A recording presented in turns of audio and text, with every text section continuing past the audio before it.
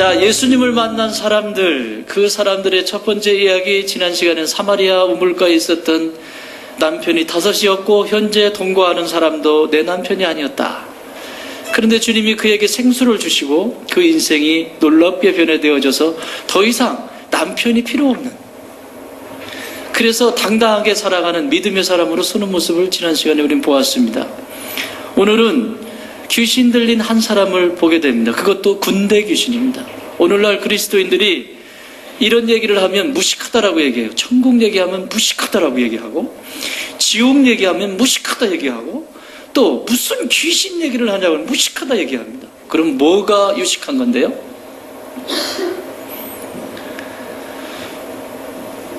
그리스도인들, 하나님의 사람들이 분명히 가지고 있어야 될 것이 흔들리는 시대에 있습니다. 그래서 신앙도 문화가 되어버렸습니다. 그런 얘기 하지 말고 좋은 얘기 해주세요. 그냥 좋은 강의 있잖아요. 그런 거 내 듣기 좋은 얘기. 사랑하는 여러분, 사람에게만, 인간에게만 하나님이 주신 영역이 있습니다. 개나 돼지에게 주지 않은 인간에게만 주신 하나님의 영역, 그게 뭐죠? 영입니다. 인간에게만 하나님이 영을 주셨는데, 이 영은 왜 영을 주셨는가 하면, 이 영은 영인 존재와 이야기할 수 있도록 하나님이 설계하실 때 그 안에 영과 영이 이야기할 수 있도록 사람에게 영을 주셨어요. 그러면 영과 영만 이야기할 수 있잖아요. 몸뚱아리로 이야기할 수 있는 것이 한계가 있고요, 마음으로 이야기할 수 있는 것도 한계가 있습니다. 그래서 인간에게만 영을 주셨는데, 이 영은 쉽게 말하면 언제나 본질을 향해서 가고자 하는 속성이 있습니다. 그 본질이 뭐겠어요? 하나님의 나라. 이 세상에 1세기도 안 되는 삶을 살고 나면 예수 믿지 않는 사람들도 어김없이 좋은 곳으로, 그 좋은 곳이 어딥니까? 불이 이글이글대며 그 고통의 자리가 그게 좋은 곳이라 말할 수 있습니까? 좋은 곳으로 가시옵소서 그러잖아요. 고인의 명복을 빕니다. 그 좋은 곳이 어디냐고. 그 좋은 곳이 천국이죠. 그래서 사람은 아무리 부인하려고 해도 마음속에, 영혼 속에 이 영이 움직이는데, 그 본성, 본질, 근원을 찾아가고자 하는 그 안에 내면의 움직임이 늘 있습니다. 고집부린이라고 그러는 거지. 죽을 때 봐요. 하나님 안 찾는 사람 있나?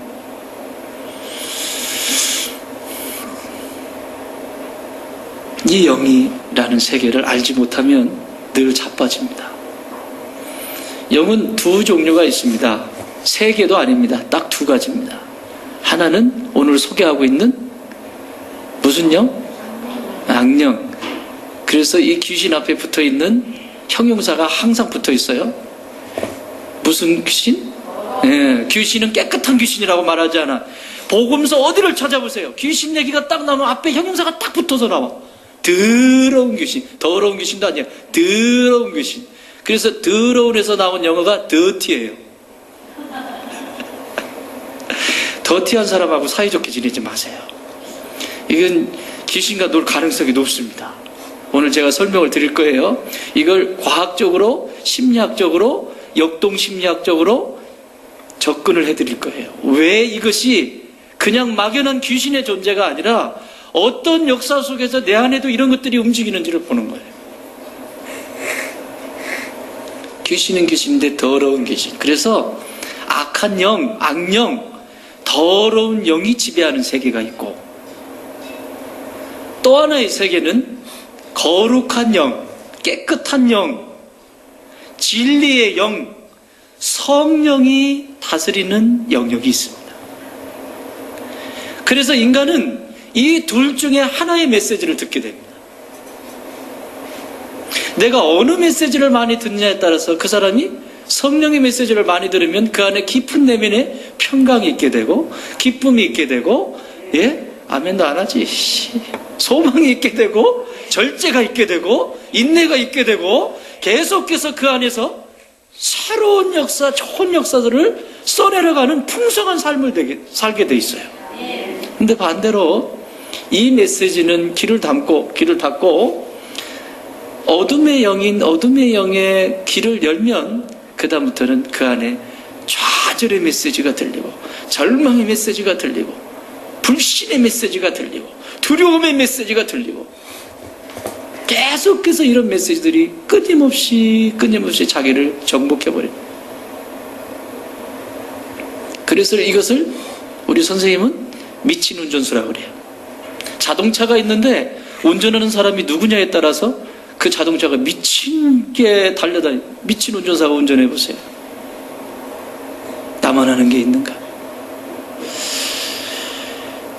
제가 이 말씀을 월요일부터 주님, 그 다음은 성령님, 그 다음은 누구에 대해서 다룰까요? 근데 두 사람이 떠올랐어요. 이분과 그리고 저기 세관에서 돈 세고 있는 마태와 두 사람이 떠올랐어요. 기도했는데 수요일쯤에 하나님이 정리를 해주셨어요. 이 본문을 정하게 됐어요. 그런데 이 본문을 정하자마자 제가 이 체험을 그대로 했어요.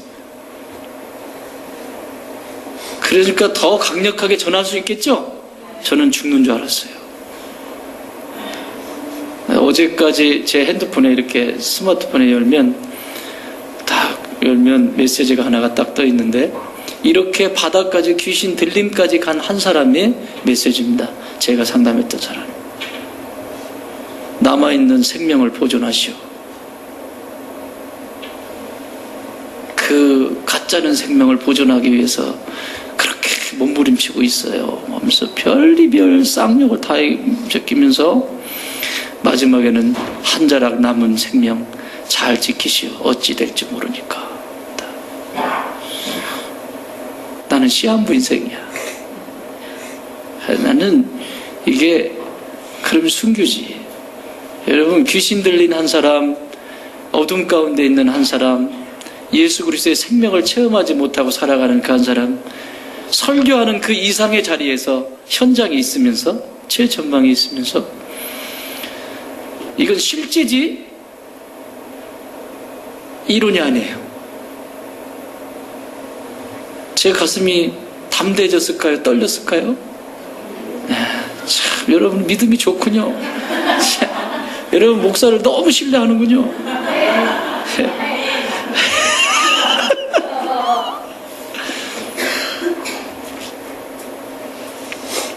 이 땅에는 너무 많아요, 이런 사람들이. 순간 내가 심리상담을 접어야 할까? 내가 왜 이걸 한다고 그 오랜 시간 동안 머리쳐 짜면서 공부를 하고 선생들을 쫓아다니고 왜 이렇게 주님 왜 이거 뭡니까 이거. 근데 이거와 비슷한 것이 그전에도 있었어요, 조금. 그런데 이렇게 센 것은 처음이야. 그래서 제 아내한테 보여줬더니 여보 CCTV 달아요.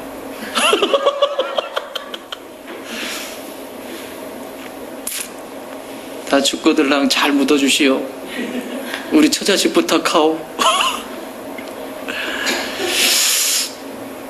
실제입니다. 귀신의 이야기는 그냥 애들이 귀신이야 하는 정도가 아니라 실제예요. 실제. 정신 바짝 차리고 들으세요. 오늘 매우 중요한 시간입니다. 오늘 이 자리에 없는 분들 속고 사는 거예요.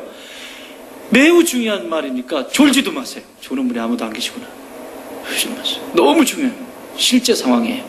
군대용어로 데프콘 3. 전시 상황이에요. 전시. 이것은 그냥 있는 게 아니에요. 전시 상황이에요. 우리가 사는 세상이 그런 세상이 아니에요. 정신 바짝 차려야 돼요. 오늘 여기 나와 있는 이 한 사람 신상에 대해서 소개하고 있지 않습니다. 이 사람이 어떤 사람인지 말하고 있지 않아요. 그냥 귀신 들린 사람, 무덤가에서 귀신 들려 쇠고랑에 차에서 있는 한 사람이다라고만 소개하지, 이 사람이 사회에서 어떤 명예를 가지고 있고 어떤 직분을 가지고 있고 뭐 부자인지 가난한 자인지 이 사람의 상태에 대해서 삶의 사회적인 성격에 대해서는 전혀 다루고 있질 않아요. 그 얘기는 무슨 얘기죠? 누구에게나 해당이 될 수 있다라는 얘기입니다. 공부 많이 한 사람만 귀신 들리더라. 또 돈 벌으라고 미쳐가지고 하는 사람만 귀신 들리더라. 이런 얘기 아니에요. 또 어린아이만 들리더라. 그 뭐 어른들 중에서도 40대만 들리더라. 뭐 60대만 이런 얘기도 아니에요. 성경에 보다 보면 어린아이가 귀신 들린 사건도 있습니다. 그것은 정확하게 어린아이가 이렇게 얘기를 합니다. 근데 이 본문은 이 사람의 신상에 대해서 전혀 언급하고 있지 않습니다. 그건 누구에게나 해당합니다. 이 사람이 교회를 다니는 사람인지 율법 선생인지 누군지 가르쳐주고 있지 않다고, 목사인지 안 가르쳐주고 있다고, 누구에게나 해당이 된다. 인간에게 이 영을 주셨는데 성령에 지배받도록 되어 있는데, 이 성령에 지배받지 않고 어둠의 영에 지배받으면 그 인생이 점점 귀신의 지배를 받기 시작합니다. 그 영역을 오늘 좀 자세하게 보려고 합니다. 시간이 어디까지 갈지 모르겠지만 어쨌든 정신 바짝 차리고 잘 들으시기 바랍니다. 그리고 내 안에서 움직이는 것들이 있으면 바로바로 회개하세요. 그럴 수 있지, 그러면 어려움을 겪게 됩니다. 왜냐하면 이건 지금 실제 상황이에요. 제가 지금 경험하고 있는 것이기 때문에 목숨과도 지금 왔다 갔다 하는 상황에 이 본문을 깊이 묵상하면서 성령께서 제게 가르쳐 주신 것이기 때문에 여러분들이 쉽게 여기거나 그러면 어려움을 겪을 수 있어요. 이거는 협박이 아니에요. 아셨죠? 네, 그렇다고 무서워하지도 마세요. 우리에겐 주님이 계시잖아요. 어린 양의 피로 인치심 받은 여러분들은 넉넉히 이길 수 있습니다. 예, 자신의 상태를 회개하면 되는데, 보세요. 사탄은요, 인간의 이 약점만을 공격하진 않아요. 이 사단이 공격하는 대상은 약점 있는 사람만 공격한다? 그거 그렇지 않아요. 그런 사람도 공격하지만 그 사람이 뭔가 잘한다고 하는 강점도 공격합니다. 약한 사람만 공격한다? 그렇지 않아요. 뭔가 자기가 잘났다라고 하는 그것을 또 공격합니다. 삼손과 같이. 어떤 사람은 명예 때문에, 명예가 잘난 것이에요. 어떤 사람은 돈을 가진 게 잘난 것이에요. 어떤 사람은 지식을 많이 가지고 있는 게 잘난 것이에요. 그런데 다 대상이 된다는 사실입니다. 자, 이런 상태에서 주님이 이 한 사람을 찾아오시는데, 그 얘기를 하기 전에 귀신 들린 사람들에 대해서 역동심리학에서, 현대심리학의 역동심리학에서 귀신 들려가는 그 상태를 이야기하는데, 이걸 영적으로 제가 풀어서 오늘 이 시간 말씀을 드릴 겁니다.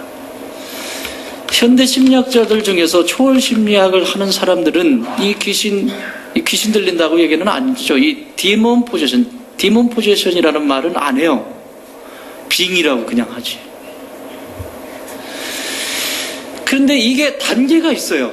그 과정이 있어요. 그걸 기독교적인 신학적인 바탕에서 영성적으로 풀어드릴 거예요. 심리학과 신학을 풀어드릴 거니까 잘 들으세요. 자, 그게 뭐냐면, 그 첫 번째가 뭐냐면, 무슨 상황이 벌어졌을 때 그것을 자신에게로 돌려서 자신을 성찰하는 사람은 귀신과 사이좋게 지낼 수가 없습니다.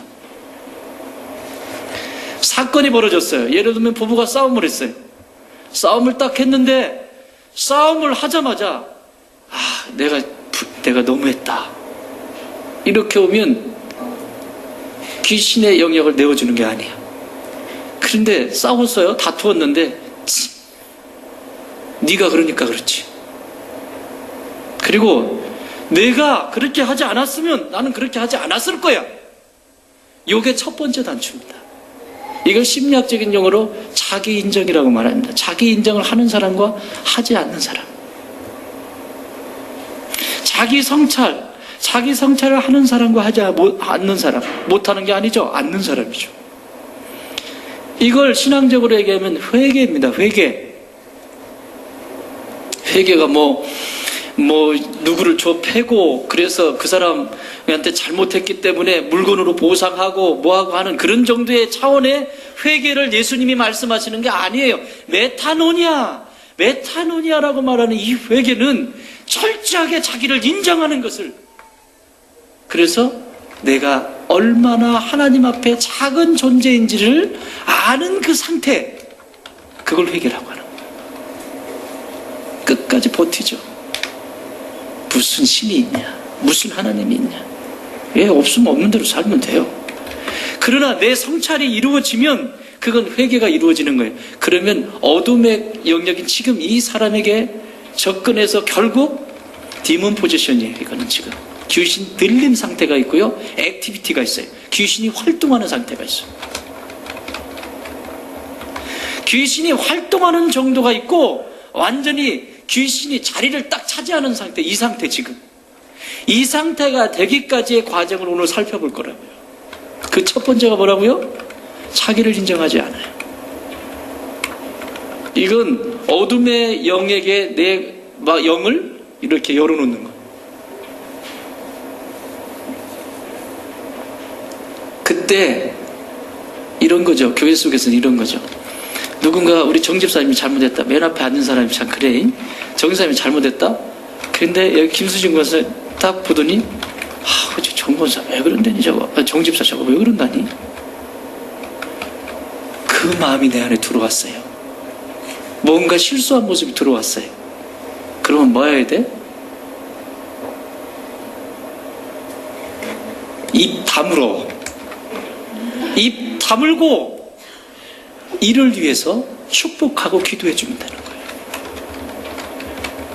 그런데 아이고 저 꼴 참 꼴깍을 떨어요. 그래서 얘기하더니 박 집사한테 가서 얘기하고 저기 이 집사한테 가서 얘기하고 막 얘기하고 다녀요. 이건 지금 열어놓은 상태입니다. 설령 그럴 수 있어요. 한번 실수로 무슨 얘기하다 보니까 확 나왔어. 그러면 회개하셔야 되는 거예요. 주님, 제가 실수했어요. 죄송해요. 아이고 나도 나를 쳐다보니 별거 아닌데, 내 쳐다보니 나는 쟤보다 더한데 내가 엉뚱한 소리를 했어요. 근데 이게 그러면서 주님께 회개하면 돼요. 그러면 어둠의 영이 아닌 빛의 생명이 내 안에 공급받게 되어 있습니다. 자기 인정 안 하네요. 자기가 받아들여야 될 것이 지금 이 회개를 하지 않네요. 그러면 그 다음 단계로 떨어지게 되어 있습니다. 다음 단계로 탁 떨어지는데 오늘 교부제 해 둘이 앞에서 둘이 저분들의 그 유익을 위해서 여러분들은 오늘 희생하는 거예요. 여러분들에게 복이 있을지어다.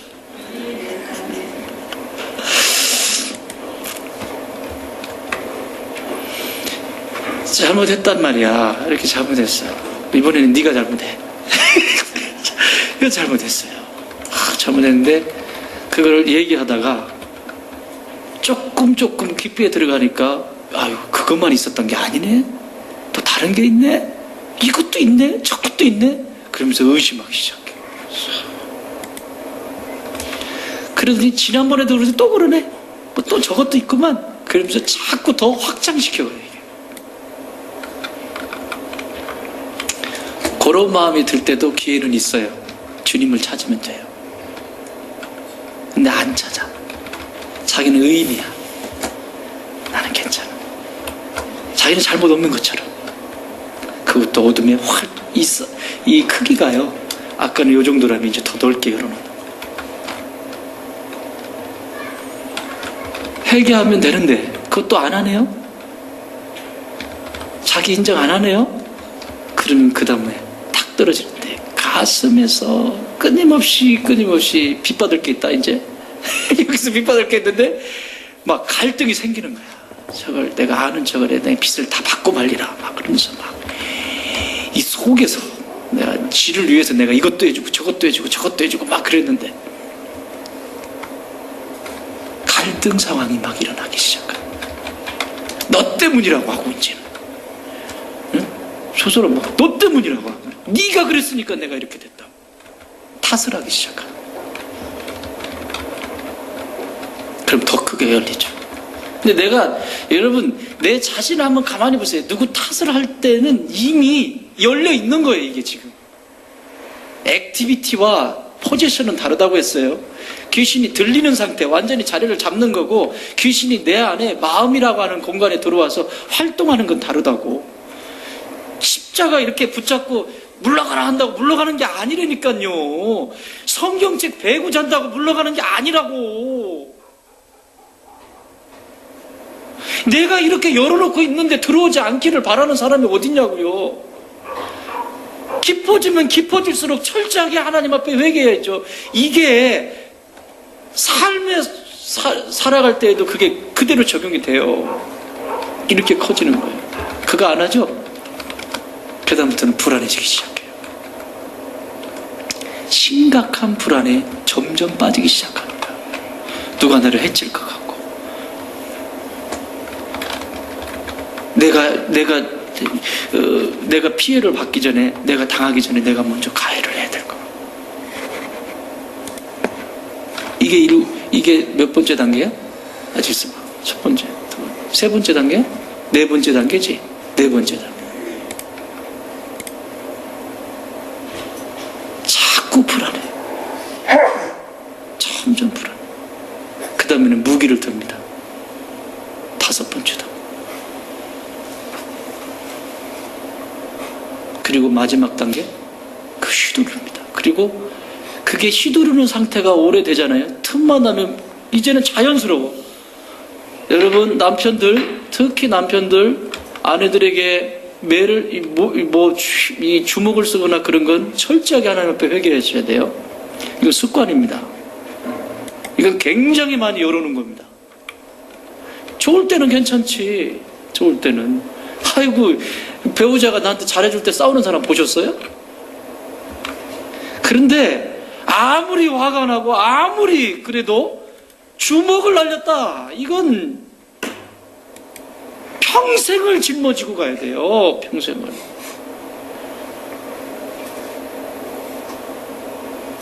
활짝 열어놓은 거예요. 이거는 조금만 건드리면 또 제 아내는 제가 아이고 말 좀 잘 들으라 그러면 볼을 탁 때리면 이런 폭력 남편 그러면서 막 경찰에 신고하겠다 그런데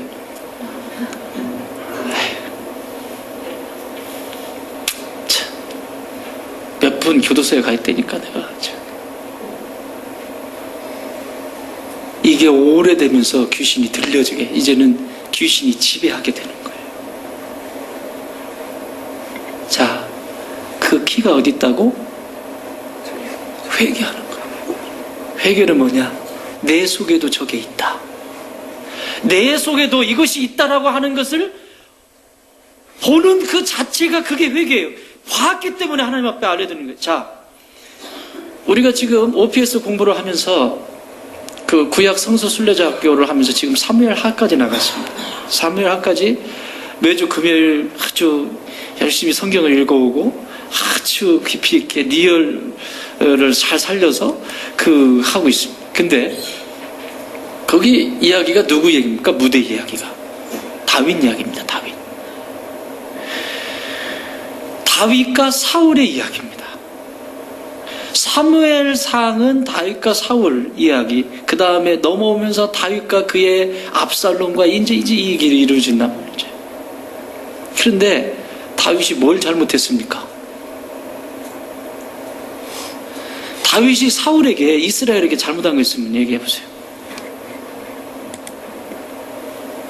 내가 잘못한 것은 당연히 그 값을 치러야죠. 그러나 다윗이 한 일이 있다면 예수님하고 똑같아요. 다윗이 한 일이 있다면 위기에 지금 블레셋에 죽어가고 있는 저 이스라엘 백성들을 구출해낸 거. 그 골리앗이 그 앞에 서 있으니까 왕을 비롯해서 사울 왕부터 비롯해서 모든 사람들이 두려움 가운데 있을 때 다윗이 물맷돌 5개 들고 가가지고 그것으로 골리앗을 쓰러뜨려서 이스라엘의 군대의 그 사기를 높여주고 나라를 구원한 사람입니다. 그리고 왕의 말이라면, 왕이 귀신 들려 있을 때, 사울이 귀신 들리잖아요. 왕이 귀신이 왔다 갔다 할 때 하프를 켜주잖아요. 수금을 켜주고 이러면서 또 잠잠게 되어주고 찬양해주고 그런데 그를 죽이기 위해서 사울이 혈안이 되어 있습니다. 그게 몇 년인 줄 아세요? 자그마치 다윗이 왕이 될 때까지 남북 통일, 왕이 될 때까지 20년이라는 시간을 그 고난을 겪습니다. 17, 8세에 기름을 붓고 왕으로 이미 기름 부음 받았는데 이미 사울왕이 있잖아요.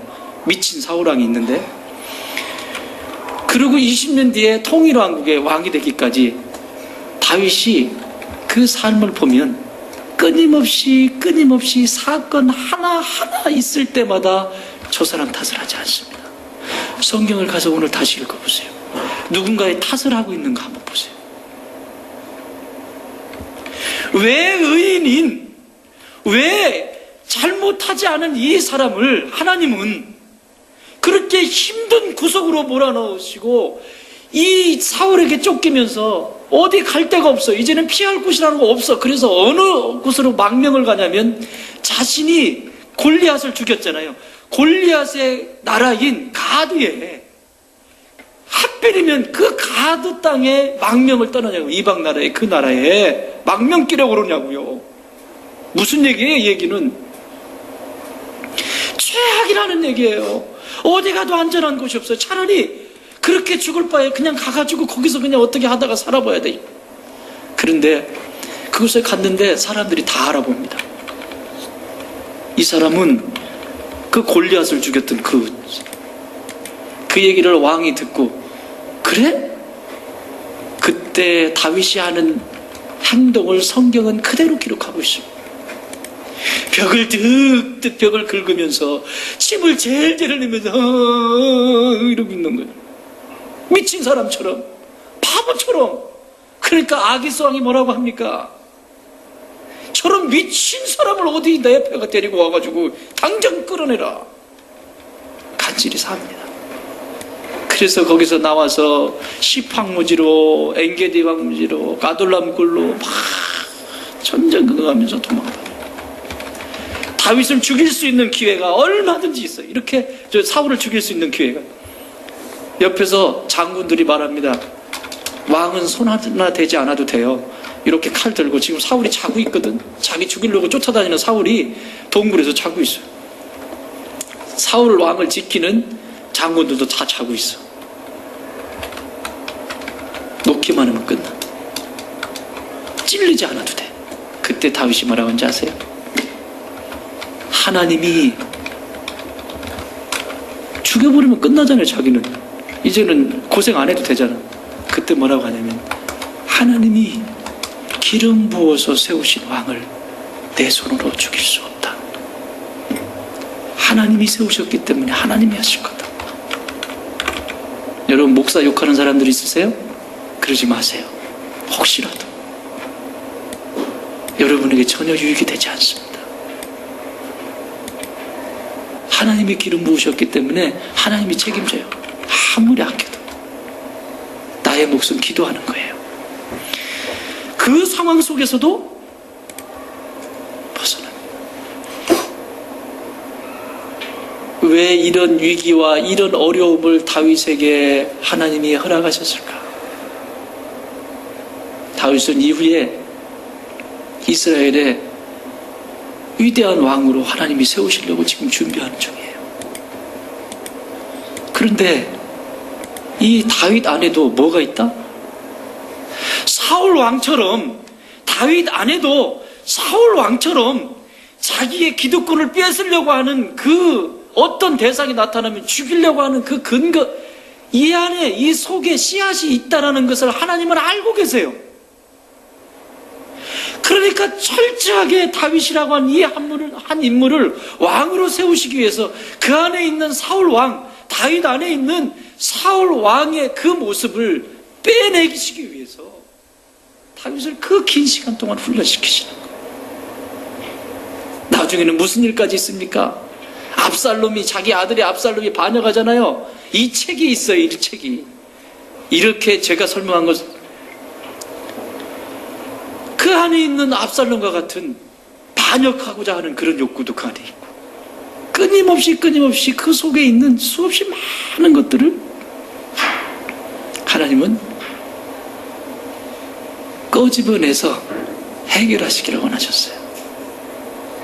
심리학적으로 볼 때 다윗은 굉장히 참 힘든 사람이었습니다.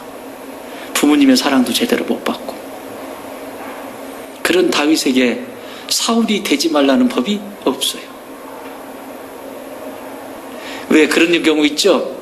그 교도소에서 막 사람들을 몇 명씩 이렇게 하고 한 다음에 나오셔가지고 막 선한 일 하겠다고 막 하시잖아요. 그러다가 또 옛날에 있지, 누구지?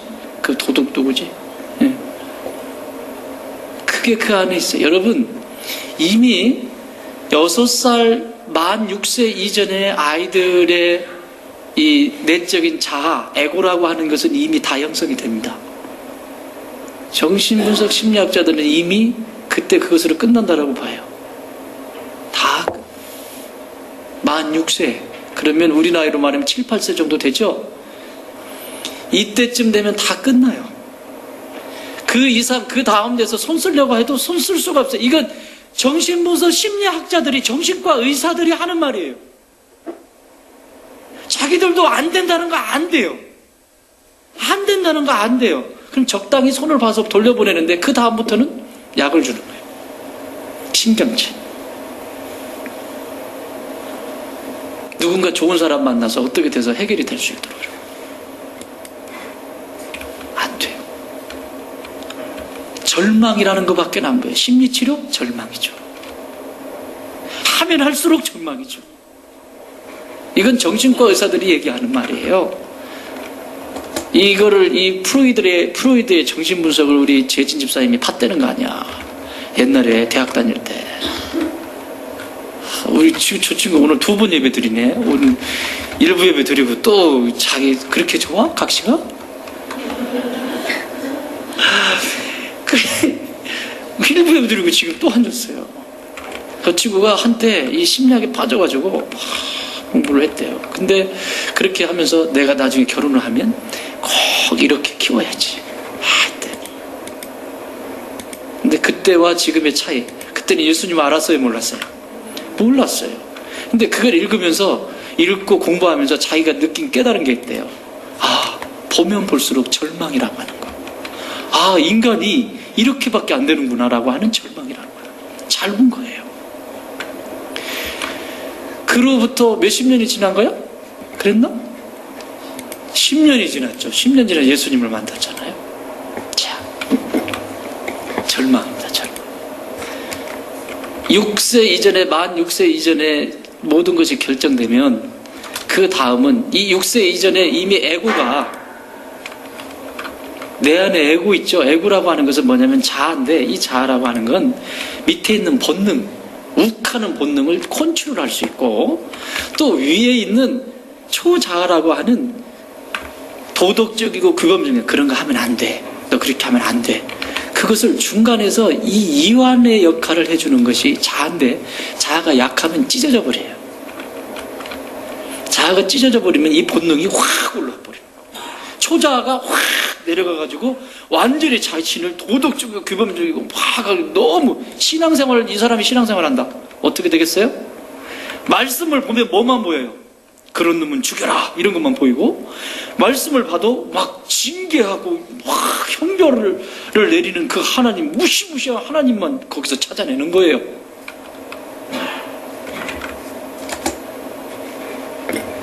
본능과 그 위에 있는 초자아 사이에서 견뎌내는 힘이 자아인데, 이 자아는 6세 이전에 다 형성이 돼요. 그래서 젊은 부부들 돈 버는 것보다 더 중요한 거,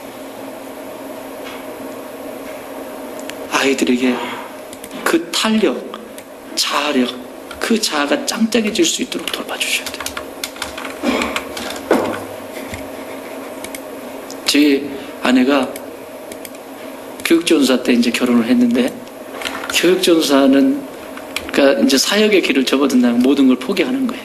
제가 하던 사업도 다 접어놓고 이제 신학을 하겠다고 하나님이 부르셨다고 그러고 시작하는데, 여러분 아무것도 없습니다. 진짜 저 친구 믿음이 굉장한 거예요. 2가지를 포기했잖아. 저 친구는 나와 결혼하면서. 첫째, 돈. 이 사람은 이제는 더 이상 돈 버는 사람 아니다. 둘째, 여자. 이 사람은 밤에만 내 남편이지 낮에는 내 남자 아니다. 걱정했어요. 웬만한 거 가지고 흔들리지 않습니다. 그런데 아이를 놓았는데 이게 뻔하잖아요. 이게 뭐 신학교 다니면서 이러는데 그 아이를 놓고 나서 뭐라고 하냐면 저한테 저 때쯤 되니까 뭐라고 하냐면 여보 나 옛날에 다니는 직장 삼성동에 그 직장 돈 벌러 가면 안 됐겠냐고. 근데 그때 제가 한 말이 있어요. 우리 좀 못 먹어도 라면 끓여 먹어도 애 키우자. 하나님이 주신 선물인데. 그 뒤로 계속 실업 참았다. 그 뒤로 애 셋을 놓았잖아요. 셋을 계속. 물론 생활은 너무너무 불편한 시간들을 보내야만 했습니다. 너무너무 불편했어요. 그러나 그 속에 하나님이 역사하시면서 아이들에게 새 힘을 불어넣어 주시고 늘 공급해 주시고 그렇게 길러주셨어요. 어떤 때는 1000ml 우유값이 없어서 설탕물 타서 먹일 때도 있었고 그런 얘기하려면 한두 끝도 없어. 그러나 제가 하고 싶은 이야기는 설탕물 타서 먹여도 지금 어린아이 기회가 그때밖에 없어요. 제대로 길러내지 않으면 후회하게 됩니다. 제가 늘 얘기하죠. 오늘 내가 해야 할 일, 오늘 내가 지금 해야 할 일을 하지 않음으로 인해서 미래에 하지 말아도 될 그 일을, 그 애씀을 하게 된다. 지금 내가 기도해야 될 때, 지금 내가 말씀을 읽고 하나님과 깊은 교제를 해야 될 때 그 시간을 갖지 않음으로 인해서 또 어려움이 겪을 수도 있고요. 지금 내가 응당히 해야 될 것들을 하지 않음으로 인해서 어려움이. 부부도 마찬가지죠. 젊은 부부가 살아가면서 젊은 날에 아내를 사랑해주지 않고 남편을 사랑해주지 않고 함부로 대하고 그러면 언제 돼? 언제? 나이 먹어서? 나이 먹어서 고생해. 예, 요즘은 하모니언도 있어. 내가 너 이만큼 키웠으면 됐다. 남성 동지들 특히 정신 차려. 나 정도면 됐지? 그런 얘기 하지 마. 무슨 나 정도 같은 소리. 너 정도면 너 정도대로 사세요. 안 돼. 이 지역의 신랑이 늘 그렇게 얘기하는가 보구만. 네. 이렇게 해서 귀신은 더러운 존재이기 때문에 더러운 존재가 계속 지배를 해요. 그래서 오늘 이 사람도 더러운 귀신에 들려서 있게 돼요. 더러운 귀신이 들렸다고 하는 것은 마태복음 12장에 말씀하고 있는 것처럼 그때 귀신 들려 눈 멀고 말 못하는 사람을 데리고 왔거든. 예수께서 고쳐주심에 그 말 못하는 사람이 말하며 보게 된지라. 말 못하게. 말을 하는데 자기가 무슨 말 하는지 몰라. 여러분 말이라고 다 말이 아니에요. 또 눈이 열려서 이걸 본다고 해서 보는 게 아니에요. 눈 멀고 말 못하는 사람을 예수님이 풀어주셨다고 하는 것은 실제적인 사건을 그렇게 하셨어요. 틀림없는 사실인데 여기에 무엇을 교훈하고자 하시는 것이냐면 인생들이 살아가면서 본다고 하는데 보지 못하고 있는 세계가 있다. 무슨 세계? 영적인 세계. 그러니까 판판이 넘어지고 쓰러지고 상처나고 귀신이 들락달락 하는 거예요. 들락 들어와서 나를 망가뜨리는 거예요. 조금씩 갈고. 또 에베소 4장 29절에서 이렇게 말씀하는 무릇 더러운 말은 너희 입 밖에도 내지 말고 오직 덕을 세우는 데 소용되는 대로 선한 말을 하여 듣는 자들에게 은혜를 끼치게 하라. 무슨 말? 더러운 말. 이거 누가 시키는 거예요? 이제는 알겠죠? 귀신이 시키는 거예요. 내 안에 내 마음이라고 하는 공간에 들어와서 귀신이라는 녀석이 시키는 거예요. 귀신은 여러분, 귀신이라는 단어는 항상 복수가 쓰입니다. 뒤에 귀신들 이렇게 영문 성경이나 원어에 보면 꼭 복수가 쓰이는데 그건 뭐냐면 사단, 마귀의 졸개들이에요. 조직적이에요. 얘네들도 아셔야 돼요. 못 이겨요, 여러분. 사람이 이길 수가 없어요. 그래서 예수 그리스도의 그 힘, 내 주는 강한 성이요, 하나님의 능력만이 이길 수 있어요. 내 안에 계신 성령님이 계시고 예수 그리스도의 피값으로 이길 수 있는 거예요. 이게 그 귀신. 더러운 말을 하는 것도 귀신이 시키는 거예요. 또 그래서 여러분 말 조심하세요. 생명 살리는 말이 아니면 아예 입을 다물어 꿰매버려. 오케이? 내가 무슨 말을 하는지를 봐야 돼요. 아이들한테도 특히. 아이들한테 특히 내가 무슨 말을 하는지를 잘 봐요. 안 돼요. 더러운 말, 더러운 귀신이 하는 거예요. 또 베드로후서 2장 10절에 특별히 육체를 따라 더러운 정욕 가운데서 행하며 주관하는 일을 멸시하는 자들에게는 형벌할 줄 아시느니라. 이들은 당돌하고 자긍하며, 자랑한단 말이죠. 내 힘 있다는 거예요. 떨지 않고 영광 있는 자들을 비방. 예수 그런 거 믿어봤자 뭐하냐? 교회는 뭐하러 다니냐? 하나님이 있기나 있대냐? 비방하는 거죠. 그런데 보세요. 이것을 뭐라고 하냐면 더러운 귀신이 더러운 정욕.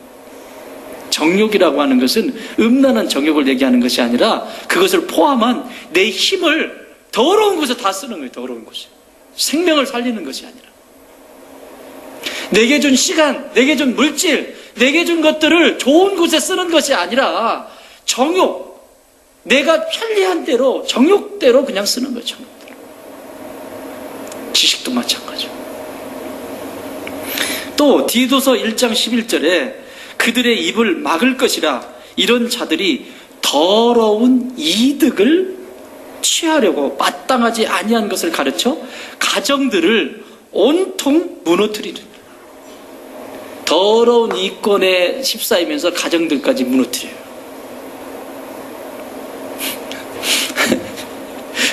공사가 오늘 마무리인데 여러분 이거 오늘 식사하시고 마무리합시다. 우리 도구성이 쉴 때 이런 얘기를 합니다. 쉴 때 밥하러 오는 김수진 권사님부터 시작해서 이렇게 밥하러 오면 다들 교회 미쳤구만. 미쳤어. 그래서 제가 그때 얘기합니다. 동구성은 더 미쳤어.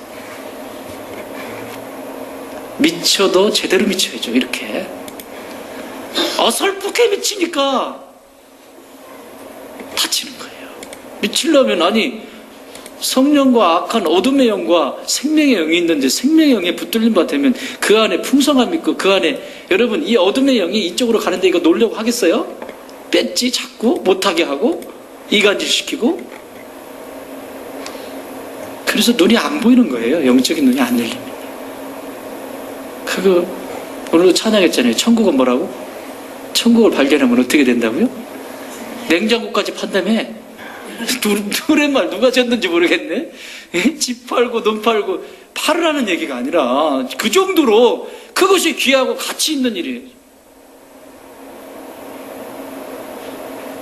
이게 더러운 귀신에게 휩쓸지 않는 거예요. 더러운 이득에 쌓이지 않아요.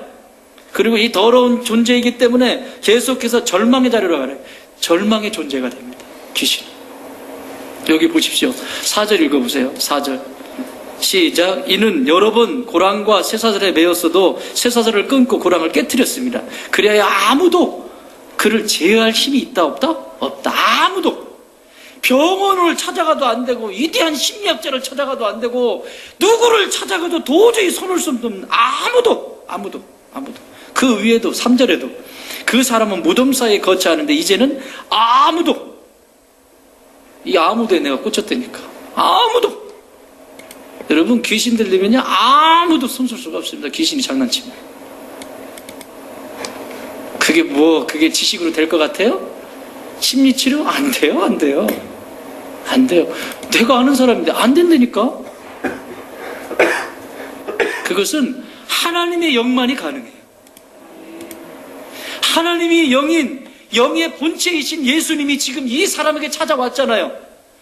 아무도 손댈 수 없고 아무도 할 수 없는 이 상태에 예수 그리스도께서 생명의 빛이 되어서 지금 이 사람에게 찾아오셨잖아요.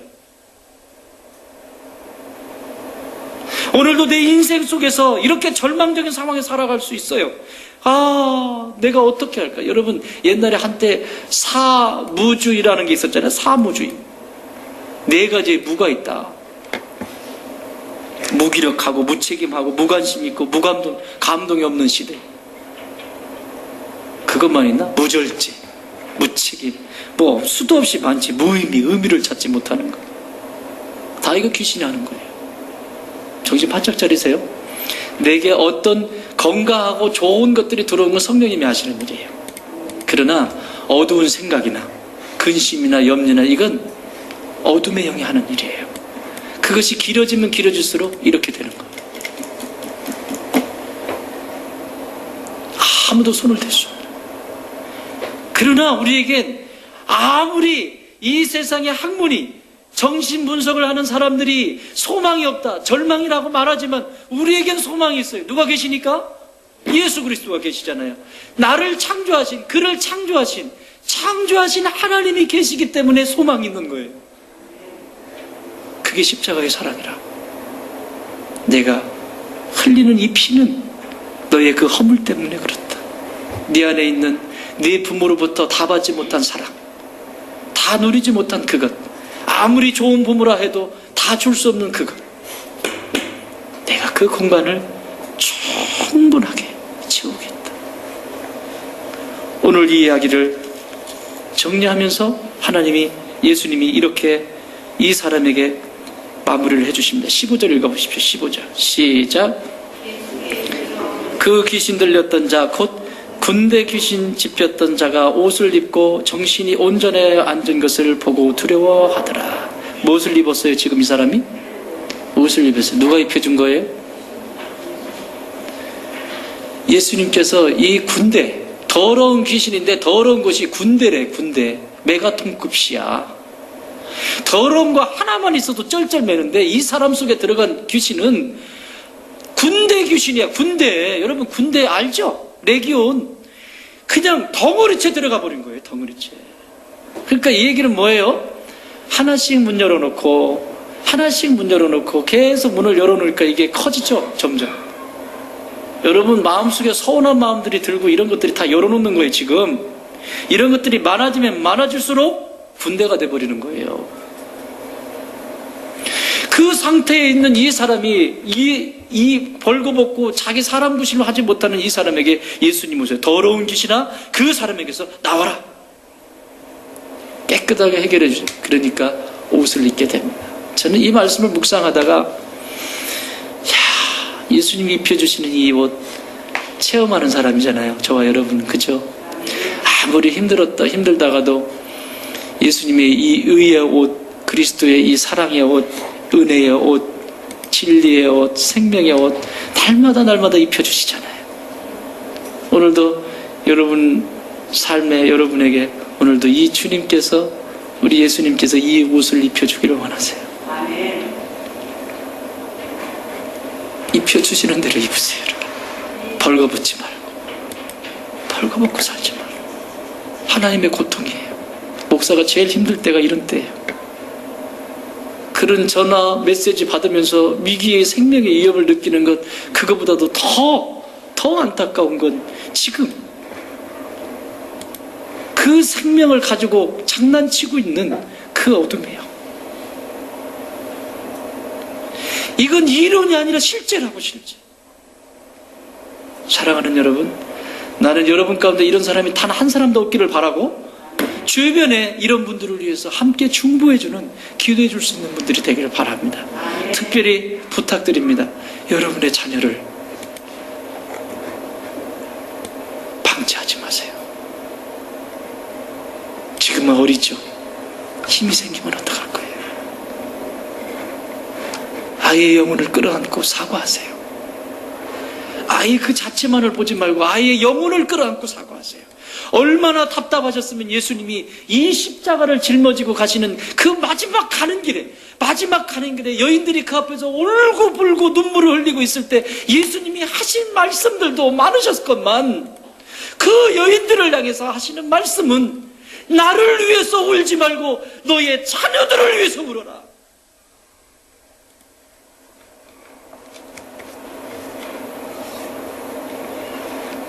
오늘 똑같은 말씀을 드리고 싶어요. 여러분 자녀들을 위해서 정말 눈물 흘리는 부모님들이 되어주세요. 내 새끼를 가슴에 품고 울 수 있다면 그 아이 삽니다. 하나님의 품으로 돌아옵니다. 그리고 새로운 생명을 얻게 됩니다. 하나님이 주시고 싶으신 하나님의 선물입니다. 이 선물 다 받아 누리시는 여러분 되시길 주님의 이름으로 축원합니다.